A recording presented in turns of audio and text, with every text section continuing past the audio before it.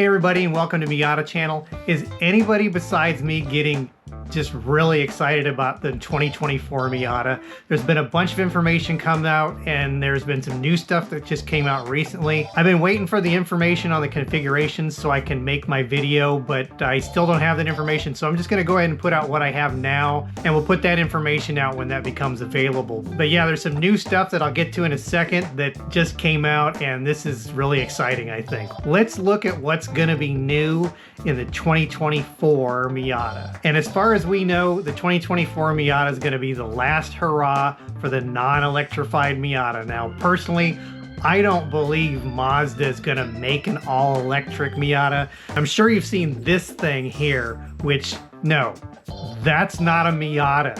I've told you that before. That is not a Miata. That's another concept that Mazda's coming out with. It's an all-electric car, supposedly, but I don't see that being the Miata, and I'm betting money that that's not what the next Miata is going to look like. That's that RX Vision thing, as far as I know. Here's some pictures of the actual 2024 Miata. And the first thing that you can see right off the bat is they got different headlights. In fact, it says they have LED lighting all the way around.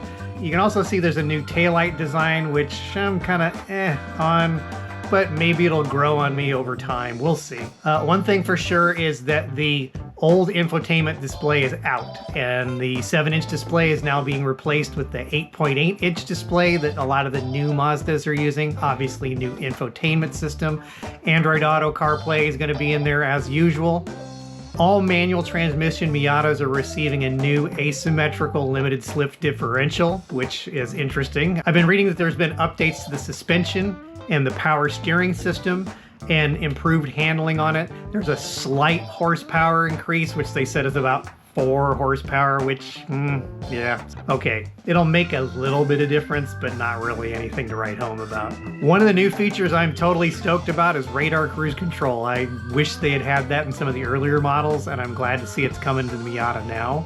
There's also a new automated rear emergency braking system, which, yeah, I'm not sure what that is. Sounds interesting. We'll have to wait for more info on that. I've seen some articles that mention new driving modes, but I'm not sure what they mean by that, and there really is not a ton of information coming from Mazda yet. One of the new options I like is the tan interior and tan top. I think it looks fantastic on this black car. Mazda's hinted they might do some special editions, so how about a British Racing green one with that tan top and tan interior? That'd be beautiful. In my opinion, it would make up for that whole zircon sand debacle, which I know some of you out there love it, and I'm sorry, you can't force me to love it. That's just, I'm gonna be honest, I don't like it, and you're probably not gonna have to worry about me making fun of it much longer, because it doesn't look like it's gonna be a 2024 option.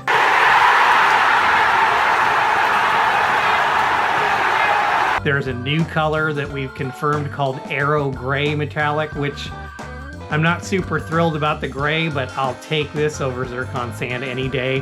I think it looks okay. Gray's not my thing. And don't get upset if I'm not into your color. It's a color. I'm not making fun of you. I'm not making fun of your car. I'm making fun of Mazda for making these choices, and I'm making my voice heard, so maybe they will listen to those of us who want some more interesting colors than white, gray, black, and beige. Sorry.